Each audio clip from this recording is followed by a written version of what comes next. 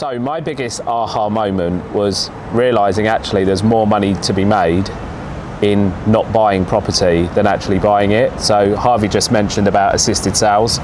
My biggest ROIs have been done on assisted sales because you're avoiding all of the associated purchasing costs. So our very first assisted sale, we hit 571% ROI for investing £5,000 in to pull out over 25 grand's worth of profit. So I'd say the moment I realised actually being a landlord wasn't the best thing for me was doing that very first assisted sale. We've actually done one or two of those. That's basically what our JVs are with. Yeah, and loads of overage. Loving an overage at the minute. Yeah, assisted sales, they're just too easy. Too good to turn down. Yep. Someone said, "Oh, will you start sourcing me assisted sales?" I was like, "Why? Why? I like my assisted sales. You said 100 grand. Like, I couldn't even touch that. I'm like, right, I want to put £5,000 in and get 20 out. Because when you get to 100, you're only like doubling your money, aren't you? I appreciate that, but our fund, our 10 mil fund, we did one that was a 360 grand build on an assisted sale. Yeah. But then it's valued for 1.5, and we didn't pay. So it's kind of like when when you're doing that, we've put in, we'll refinance it with no money in, but we couldn't have done that by holding the cost of that asset up front. If I were like Harvey, like if I've been on the tools and I've got experience and confidence in a build team, but I'm literally coming at it from the point of view like I'm not a landlord, I'm not a builder, I'm not a developer, I'm taking minimal risk and I'm trusting an estate agent to say we got a lettings department, we got contractors that we use, they'll do the works. So anything above £5,000 is too high a risk. But this proves a point. This is you can do anything in this industry if you've with the right tools and with where you're willing to be at. Like that's knowledge goes a long way, and the right team for me. So we're doing a purchase at the minute that we're buying it for, I think it's 850. Sheffield, yeah. Yeah. So we're buying for 850, but it's been valued at 1.5. We'll probably complete based on a valuation because banks obviously won't give you that. Maybe 1.2, 1.3. But we'll complete, we'll have no money in the deal from day one because we're doing it as a back-to-back. So obviously we move the money around the chain, but ultimately you're owning the real estate, the property for free. Now for me, like obviously your goal is less about the ownership. Our goal is much more about the ownership. So ultimately it's kind of the same thing, but it's just coming out with different exit. But yeah. But that's the beauty, right? You can look at a property deal and just, it's got so many different ways of making profit from it to kind of fix that to the person who's investing into it. If it's refinancing, it's no money down, it's holding, it's flipping, whatever it is. Yeah, I think the biggest thing, it always comes down to how can you solve those problems. If you're an effective problem solver, whenever a property gets given to you to find a solution for, if you can find good effective like problem solving, like your quid's in really. Yeah. I'll actually use that as my aha moment in property is not, Harvey was talking about it earlier, is there are so many different versions of what there are, BRRs, HAs, these assisted living, assisted purchases types of things. It's not trying to drive a round peg in a square hole. It's if you see a deal, don't try and make it work for what you want that strategy to be. And I think everybody was going at and looking at every deal going, is this a BRR? Is this this? Is this that? Actually analyze a deal, and I think you have to learn how to do that as well. But where is the money in it? What angle? So I look at property very different. I look at every single thing, and I think every property will work. It's about with what it works best for as a strategy. It might be this is a purely just vanilla buy-to-let, done, it's not pulling out your money, it's a safe return, it's already got this in, it's been whatever it might be, or it might be this can be a conversion to a HMO. And I think actually trying to make and learn one strategy and try and make that fit all is the biggest aha moment for most people and fail. It's into mine, not into mine, I wasn't thinking that, but it kind of links into one of my sort of ones with that.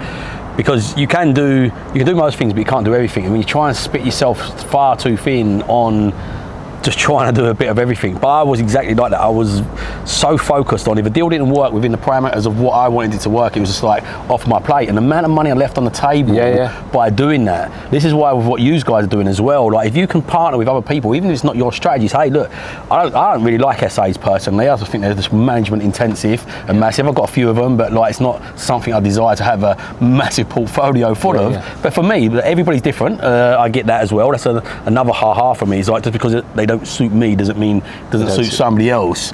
But ultimately, that's what I realised. If it's still like the way you get good deals is at volume.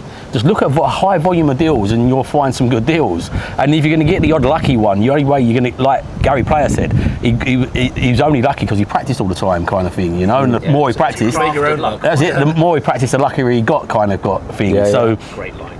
so basically, if you just go volume negates luck. So you just go at volume, and then if the stuff that comes through, if you can forge the right partnerships, there always is something that potentially can happen with, like even some of these London deals, a social housing provider, emergency living. And if you haven't got that connection yourself, just go and network and try and find them people that can work with those. Well, on the same manner, Rich and I had a very funny conversation about 9 months ago where people were bringing us stock to put on the platform, and we went, that'll never sell. Well, that's an awful thing. Why would we even bother? And I said, actually, and this is something that Paul and I, knowing when we were at the Vesta days and what is now the My Property Group, you had to take that ego out of it, is that there are so many things that come onto our platform now and so many different agents that have a different niche, that you put something on that you thought was not going to sell or wasn't a good deal, someone else might think it's a good deal. We sold an 8% gross yielding HMO in the Midlands. 8% growth. It would never have cash flow. Never in a month of Sundays. Yeah. Buyer bought it just down the road from him. Cash. Very happy. But you know what? I think we're all in the investment world, right? And we always just think we're programmed to think, right? Everybody wants BMV, 8%, 10%, and this was a bit of an aha moment for me. When I first started out, I was working with what I call like educated investors. So they'd all been on a course and they're looking for what we just described. And it was just a constant battle because they always knew more than me. There was always a comparable that wasn't a comparable to justify a lower price. And I started going to business events rather than property events. And I met a financial advisor and he said to me, oh, property, yeah, I'm quite interested in that. And we got talking about his clients and he said he always advises his clients to go into property. I was like, so what kind of stock do you get them in? He's like, well, I don't know if they ever do it. That's like end of conversation. And we ended up then building a single product, which was houses under 150 grand, 6% yield. That's all it was, 6% gross yield that were turnkey. And I was like, I could get this product all day, but I've been turning it away because everyone I speak to wants 8%. And I suppose the difference is that he was dealing with what I now class as retail investors, mum, dad, stocks and shares, bonds, ISAs, mortgage paid off. They're happy with 5s and 6s because it's outperforming everything else. And that was like a big game changer, me actually thinking, there are people that would happily go onto Rightmove and emotionally get attached to a property that has a low yield and buy it because they like the area, they like the look of the property, rather than actually this isn't below market value because they've never heard of it before. Yeah, agreed. I think the biggest thing for me, if I were to remove anything from the industry, it'd be how a lot of the property trainers are basically brainwashing people into buying stuff and finding unicorns and giving them false expectations on reality. Because the thing that most investors miss is the opportunity cost. So rather than going, okay, well, I want to get a 25% discount deal and I'm going to hold out for 2 years to get that. If they went and got 20% discount deals, rolled their money through, they would have made 5 times the amount of money. It is illogical for me. And it really frustrates me because I appreciate it's used as the sales hook, right? And it's like, okay, well, you can get this, you can do this. This is one deal I did 12 years ago that was amazing in a different market and nothing like today. But you'd maybe be able to do that if you're lucky, right? But they'll never say that. And for me, I find that very challenging. And if there's one thing I would remove, it would be removing the ability for people to essentially mislead people to that extent on reality, rather than just saying, look, this is what you're likely to get, let's go get you some of that. I want to add to that because that's pretty much mine, is that lots and lots of people in property don't think about IRR. Now what that means is internal rate return, and that is time is money, and the wealth is a compression of money over time or in less time. And that loads and loads of people only talk, and I love the ones because it's, I used to do big properties in London. They would tell you the amount of money they made. So, I made 100 grand on this property in Fulham. On £1 million. And then on £1 million deal, I'm like, great. great, but how much was it? $1 million. How long did it take you? 2.5 years. Right, great. Do you actually understand how much money you had tied up and how much per hour and everything else? And you just talk about a lump sum. And I think investors don't understand that enough. As if we spoke to someone recently about flipping, and he only wanted a flip. And I said, do you know what? I'll find you one, but I'll actually almost talk you out of why you won't want to do this. Yeah. Went through the whole thing, and it was a 50% ROI on his money in a year, 25% on cost. And I'm like, that's probably the best I can probably guarantee. And this is actually sale next door sold. This is what we've got at pre-auction. And I actually showed him ones that we could do with an ROI with him refinancing and just holding and leaving in. And then he's got 3 properties and keeping them at that point, and it's the same. And in his head, he still had that, it's 100 grand I could make from this flip. And I'm like, oh yeah. It's like deal sources, right? When I speak to them and they're like, what other avenues can I make money from? And this is what I like about like my property group with like the refurbishments, project management, is that I'm talking to them about, if you find a good deal, an exclusive deal that's off market, you can charge a £5,000 fee. But then some of them will go, but I'd love to project manage as well. And I'm like, okay, so what would you charge? 10%. And what would the minimum be? Well, it'd probably be about 50 grand. Okay, so you're going to make 5 grand. How long would the average project management take? 3 months. How many hours a week? How much travel is involved? Let me ask you, in the same time frame, how many deals do you think you can source at 5 grand a pop? How much headache are you going to get? Yeah. Because let's change project management to problem management. Where's your time best spent? And unless the goal is, this is work experience for me because I want to eventually become a developer, an investor, a landlord, I wouldn't bother doing it. I would purely focus on a deal sourcing business and just make 5 grand after 5 grand after 5 grand because, like you said, return on time spent. But they still make their cut on our project management as we look. Well, this is it. They don't even. I think one of my mentees that came to our event, and she was like, so right now I'm making 5 grand off of doing the whole work on project management, but I could make 2.5 grand by just saying, you do it, and buy all my time back to go on and source more deals. And she's like, it is non-negotiable for me just to do that on every deal now. But I think that's actually a load of people haven't managed that, haven't actually won the project management because it costs a lot. They think it's a good idea till they've done one, they don't do it again. Yeah. And it's the liability, right? Yeah, 100%. Obviously, I know that you know that, and that's the thing. You were talking about it earlier. Was going the ones that you're doing, you're managing because you want to take control. That's different. So there's an element of if you want to control the deal because they're a big client that you want to go through. It's not money. It's paying. That's that relationship. Yeah. And actually, a lot of our project management sometimes is we charge project management on top to get someone on site because if it goes wrong, they're our eyes and ears so that we can make sure that it can keep going. Correct. So my thing that I would kick out of the property industry, I know you guys are definitely. I thought you pointed at me. No. I'm like you. I want your shares, and Harvey will probably do it. And this is the thing that's affected me most and lost me the most money, is that a valuer is paid for by the buyer, but is working on behalf of the lender. And I think that's where the bias of down valuations and stuff like that comes from, because they're de-risking it for the lender rather than acting in the buyer's interest and valuing it like a RICS valuer would to what it's actually worth. So I've spoken about this loads of times, but in 3 months, 11 deals, 147 grand, all from down valuations, mortgages being pulled because of valuers. Yep. And I think there's a massive bias in it. I don't think it's right. I think I answered a question for one of my mentees the other week, and it was, I'm having trouble obtaining the valuation report that I paid for from the current lender that's been downvalued. And I was like, it's up to the lender. Yep. And if they say no, he said, but I paid for it. And I'm like, you paid for it for the lender. On behalf of the lender. Yeah, like they're not obliged to give you that valuation pack. So you can't actually see what's in there, what comparables they've used.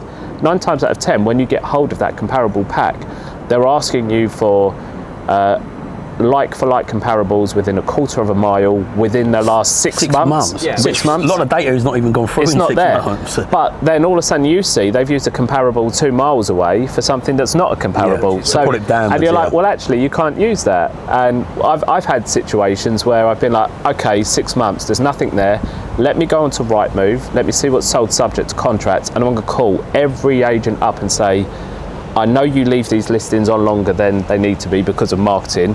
Has this sold? Has it had a valuation? Has it completed? And the ones that say yes, it's completed, I give their details to the valuer when I can test it and say, right, they said they will share a TR1 completion statement with you that it valued up on a mortgage at 120. You've downvalued it to 110, and they still say no. Yeah. So even when you give it, they say it's not on land registry. Yeah. And they know it takes 3 to 6 months to get on there. It's not on land registry yet, but it's completed, and they still won't do it. So Rich and we've sat in front of banks recently where we can't name them because probably we will never get lending again. But we all know name and shame don't work. Metro Bank. Yeah. But they've even said to our faces that they throttle the valuation. Yeah, on purpose they throttle Well, valuations. it depends. The inconsistency of it really gets me. Like, here's a prime example. So one of my mentees before helped him get sort of bridging. Surveyor come out, and you know with bridging, they do an end valuation, what they thought the GDV will be afterwards, blah, blah, blah. Yeah. He exited the loan, so the end value, I can't remember exact figures, the end valuation was like 850. The same value would come out for a different mortgage company and valued it on the exit, and then valued it at 800, so 50 grand difference. He was like, hang around, you come here before and valued it. And the guy just openly honestly went to him, listen, that bank, that bridger is more aggressive than this bank, they're just more tighter. He said, so like, it's just the parameters that I will play in. But I took a couple of surveyors out to really get my head around this, because I was like, I just don't get how this works, because like, it's so inconsistent. And for me, AI could do this now. Like, put the condition in, put the square meterages in, you take the photos of it as well so you can see the like condition, and we can work out a pretty accurate value of it. But I spoke to this surveyor as well, and he said the same thing. He said he was on a panel of 4 different lenders, and you could tell he was to the book. So I done a bridge to let, and I accepted it because I just needed the money back really quickly, but he really badly downvalued it. So I thought, I'm going to turn up on this project while he's there, see if I can build a bit of rapport with him, and just get into his brain. Why did you downvalue it? All the evidence is here to show me that it's not. So I just said, look, I just want to pick your brain. All this evidence is here, and you've downvalued it. He went, look, I'll be open and honest with you, we're allowed to give a 10% difference either way, either up or down. He said different banks, depending on their attitude, depending on how much money they've got out, how much risk appetite they've got, will have a different attitude to how they want us to lend. He said this particular bank was overexposed, and they wanted any reason not to really lend like at the moment, So he said they called me in on a valuation I'd done, I knew was spot on, but they struck him, they put it under investigation, can't remember what it's called, but put it under investigation and suspended him while I investigated it. So that's 1/4 of my income gone while they were investigating to see if I'd done what I'd done was right. And you could just tell he was just one of them characters that weren't But big. these smaller surveying companies, they're the ones that, in my opinion, are more likely to downvalue, because the liability for them can be like catastrophic, whereas like the big ones like Connells and Countrywide and that, they can absorb a bad valuation, right? They don't want to, but they can. I definitely think we've got a class action coming down the pipe for this. In reality, it's inevitable, because they call it an independent valuation, which is, I think, is the bit that makes me laugh the most. Independent. Yeah, so, you know, at least be Unbiased. honest and say it's a bank's valuation. And you go, okay, that's fine. So the funny thing is that only last week I was on holiday and I did I know, can you tell from my tan? I actually, even on my holiday, I was sat there and I did I tried to, you know, I'm not great at that, but I did do a 15-20 minute YouTube kind of video because of valuations, and everything you just said was on there. So what I love is the fact that you're coming here unscripted and said exactly the same thing as I said on there.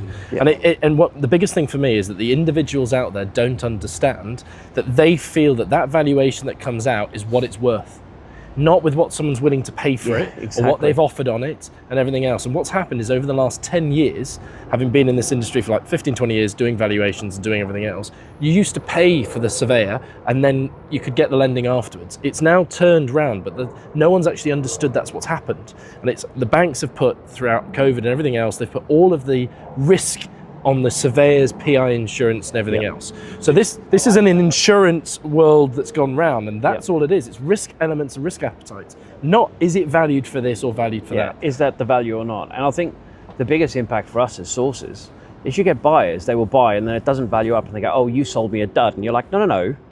Like, here's all the comparables you can see. And then it makes us look silly. So of course we're in this really tough catch-22 where you're going, well, I have to keep pushing like expected values down, even though I know it's worth more, to try and ensure that the clients always have. But then what the down vals do is it brings down the market value in the areas as well. Correct. So same as BMV, right? Like, I've always been against selling BMV. I try to sell as close to market value because they're always going to pull the weakest comparable in the area. So everything's worth 120. You have a wicked deal off market for 100 grand. That then becomes the most recent comparable, and we're not going to rise above the 120s. So I suppose as a nice way to round off, what would be really good is I'd love to get a bit of an understanding in terms of where you guys are at. So what you feel like is your biggest win so far this year, and what your plan is, like your expectation is for the rest of the year. So Harvey, give us a bit of a rundown. Where are you at this year? Biggest win? It's a tough one. Someone's asked me this the other day. My biggest win at the moment is I've worked with me and a PA, and I've got some strategic partners. So I've gone from a team of like sort of 12 people down to me and a PA, and I've got some strategic partners. There is more people working on this, but I've got nobody directly under my payroll that pays. Well, I've got a few commission-based working people and a few strategic partners, and that's what excites me the most. Also going forward is just the AI. It excites me and scares me at the same time, because it's getting really just freaky on how.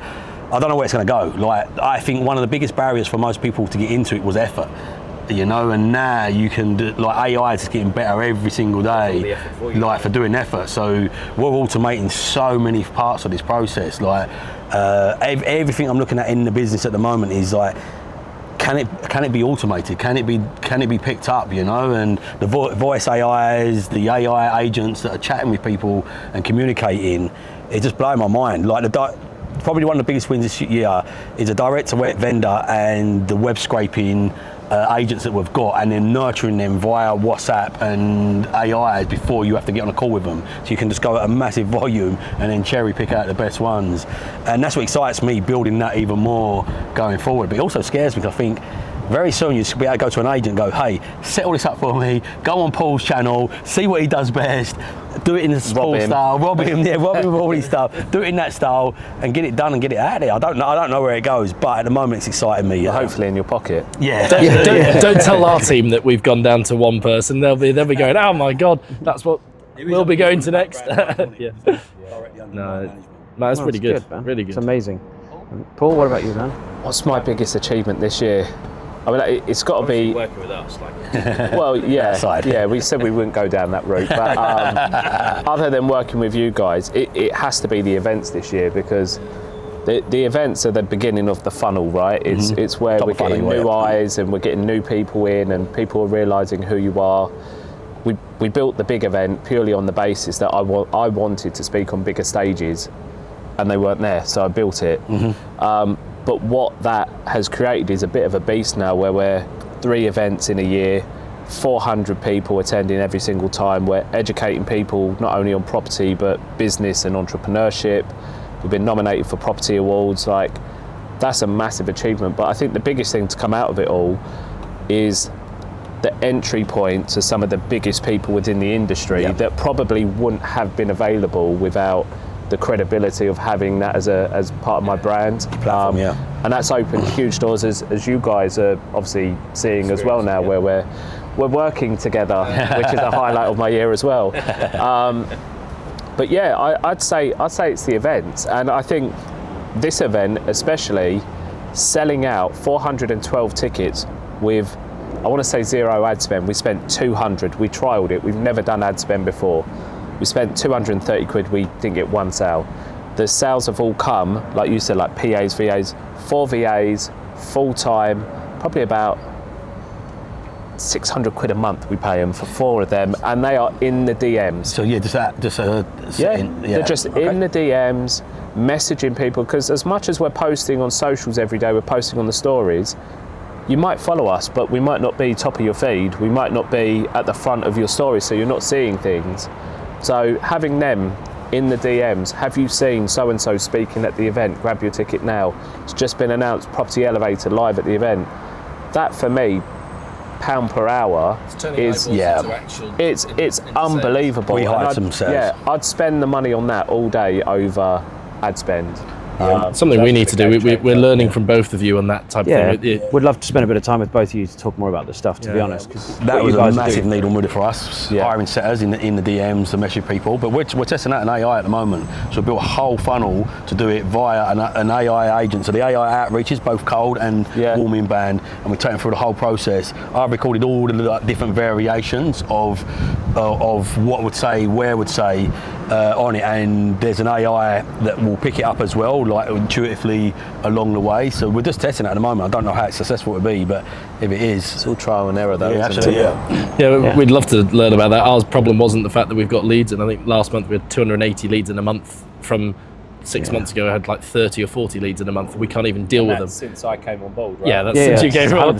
And the next month there'll be more. So yeah, I love these ideas that you guys are. You're doing it. We're doing quite a lot of other things this last 6 months. And I think that's the beauty about the collaborative thing, right? Is we all focus on what we're good at, and then you come together and go, okay, well, what can we learn from each other, and how can we leverage each other's skill sets and knowings, which is powerful. And I think that's probably, for me, the last 6 months has probably been the biggest thing, because obviously we did everything word of mouth. We grew that entire bit word of mouth up until probably start of May, where we actually went out technically to market. And now we've onboarded really big brand ambassadors. Obviously you guys are brand ambassadors as well.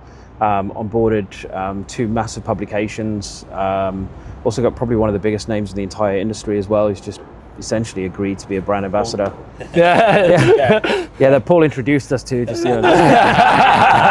I introduced myself to them. But no, it's for me, it's just seeing the traction and seeing what comes of it, and the volume of traffic that we're getting, the volume of eyeballs. I mean, we're getting give or take 10,000 eyeballs a week across the sites. And attention is currency in today's world. It's like the new oil. It's like the new asset. If you can get attention, that is a massive asset in itself. Yeah, I think for the next 6 months, what we're looking at trying to do is growing that. Someone said it recently, and I know it might not transfer through to the day-to-day person, but that C-suite of people. The whole point of our collaboration, even the 4 of us sat here, we've got Alice in the background and everybody else, and Ben downstairs. We've got people that you'd pay thousands and thousands of pounds if you had each of them just on speed dial.